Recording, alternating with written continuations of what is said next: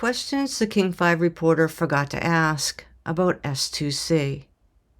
This educational video is intended to draw attention to the problem of facilitator cueing in a technique called spelling to communicate.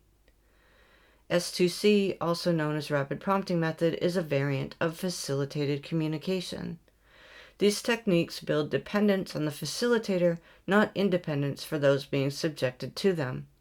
Criticisms are directed toward FC as a technique, and not the individuals subjected to its use. Find links to resources discussed in this video in the description box below. Please subscribe, like, share, and comment to help grow this project.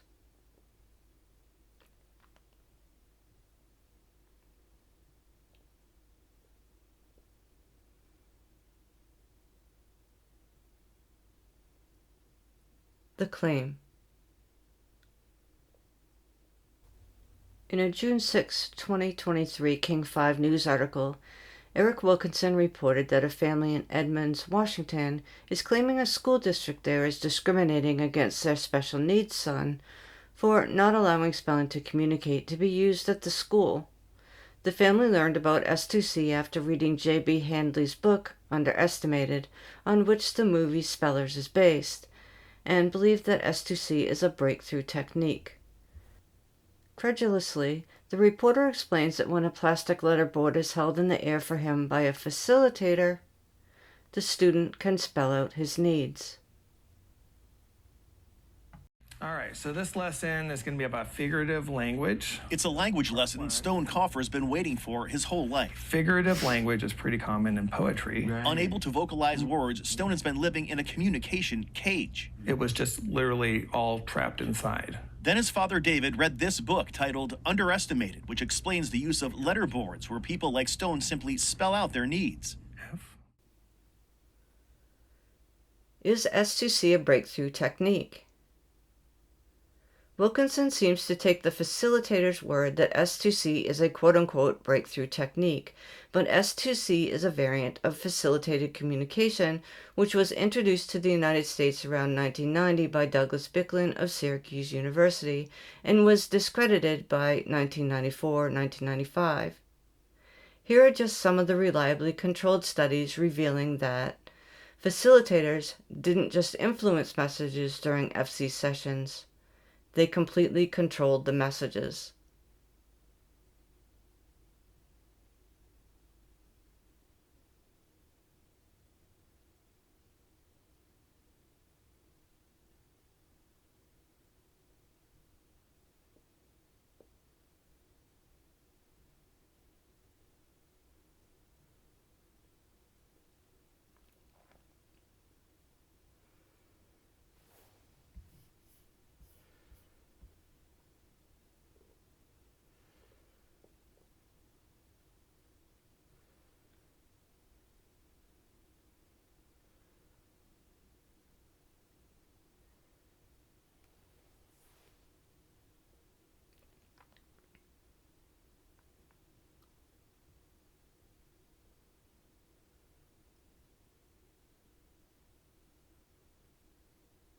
But scientific evidence has not stopped FC use, nor has public opposition from major organizations such as those found in this partial list: American Academy of Child and Adolescent Psychiatry, American Academy of Pediatrics, American Association on Intellectual and Developmental Disabilities, American Psychological Association, American Speech-Language Hearing Association, Association for Behavior Analysis International, Association for Science and Autism Treatment, Autism New Jersey, Information Autism, International Society for Augmentative and Alternative Communication, National Autism Society UK, National Council on Severe Autism, National Institute for Health and Care Excellence.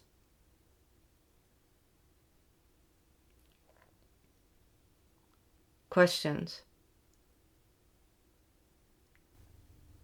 J.B. Handley does not appear to be trained in communication sciences and disorders, autism treatments, psychology, or any other area that would qualify him as an expert in autism treatments.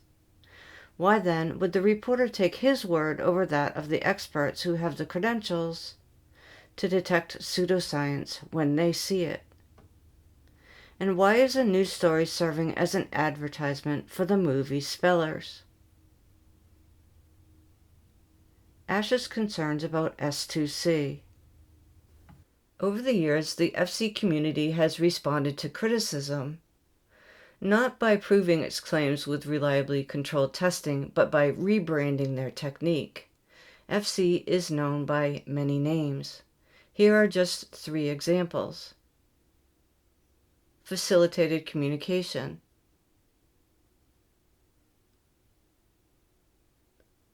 Rapid prompting method.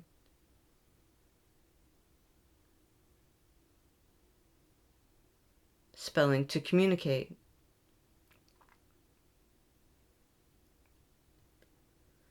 The common denominator in all FC variants is that facilitators assist their clients by either holding onto their wrist, elbow, shoulder, or other body part during the typing activity, or holding the board in the air while the client extends a finger towards it.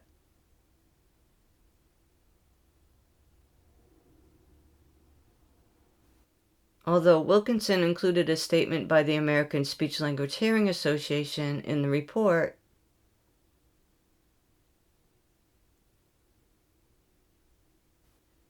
noting the organization's concerns about S2C use and human rights violations, he failed to elaborate on ASHA's concerns, which include facilitator influence and control, prompt dependency, lack of scientific evidence, similarities to FC, a discredited technique, lost time and money that cannot be retrieved, reduced opportunities to access timely, effective, and appropriate interventions, other potential harms, including false allegations of abuse. History repeating itself. In 2015, David Auerbach of Slate wrote about FC in an article titled, "Facilitated Communication is a Cult That Won't Die." This discredited technique for communicating with profoundly disabled people is being pushed into public schools.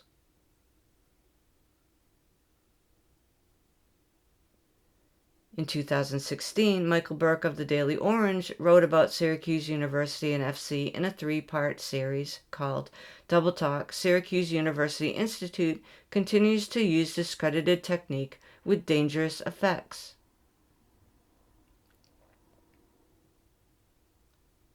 And in 2022, the courts ruled in favor of a school system who rejected S2C because of concerns regarding facilitator control and S2C's lack of scientific validity.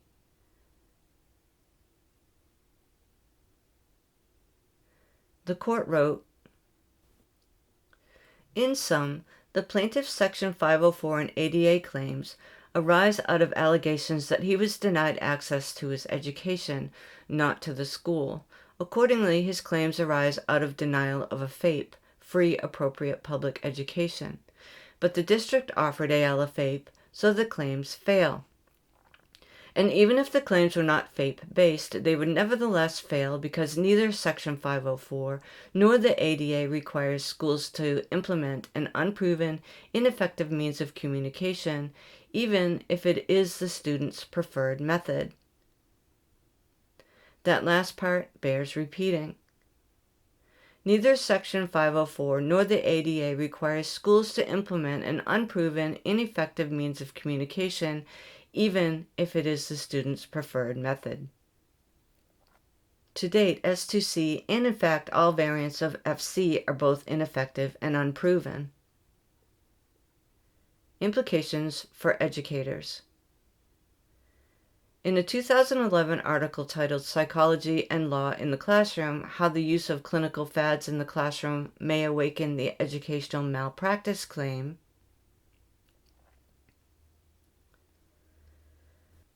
Brian Gorman and his co-authors warned that educators who use scientifically rejected practices in the classroom may be vulnerable to educational malpractice claims for failing to render a reasonable duty of care to their students.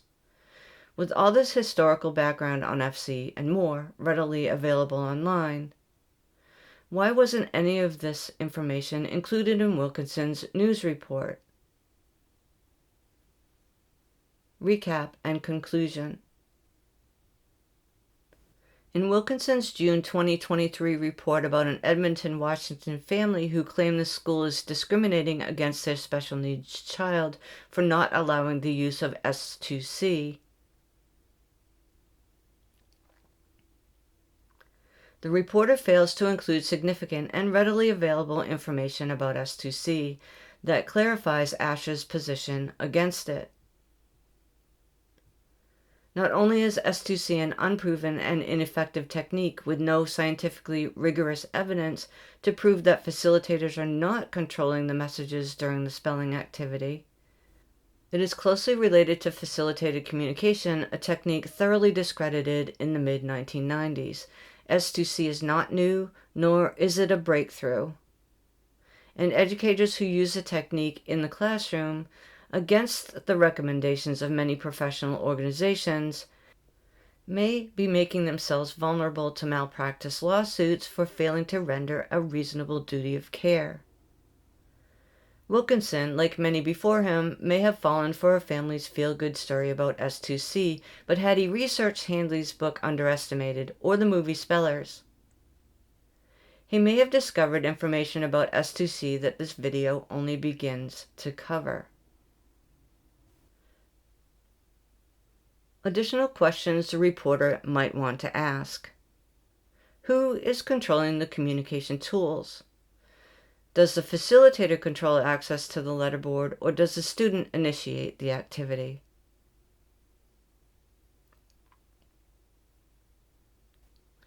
Why doesn't the student pick the board up when he is ready to spell? If the student can select letters on his own,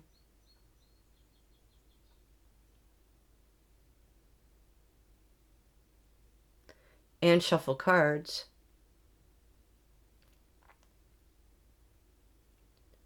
which indicate the requisite fine motor skills to type, why would he need to rely on a facilitator to hold the board in the air for him? Couldn't he just as easily touch a letterboard mounted on a stand? Doesn't it seem odd that the student suddenly acquired literacy skills when the only significant change in his programming appears to be the addition of a literate facilitator and a plastic letterboard? Did the letters touched match the letters the facilitator called out? Did the student touch on the letters or in between the letters? Did the student have letter sound recognition? Did he understand the words being spelled? If the facilitator looked away from the letterboard, could the student still spell accurately? What would happen if the facilitator did not know the topic of discussion? And finally, the reporter didn't say whether the letters selected during the video were part of the poem attributed to the student.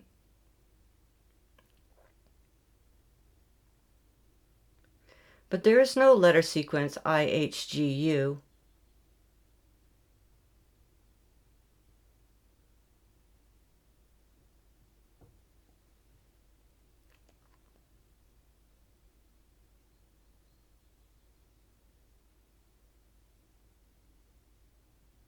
Or OY.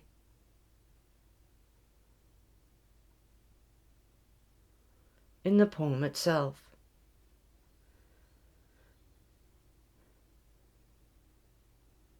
The science. To date, there is no scientifically rigorous evidence to prove facilitated communication, spelling to communicate, rapid prompting method, or any of their variants produce independent communication. Controlled studies show that facilitators, not their clients, are producing the typed messages. Many organizations oppose the use of facilitator-reliant techniques. These include, but are not limited to, the American Speech-Language Hearing Association, American Association on Intellectual and Developmental Disabilities, American Psychological Association, Association for Behavior Analysis, Association for Science and Autism Treatment. FC is not science. For more information, please check out our website at facilitatedcommunication.org.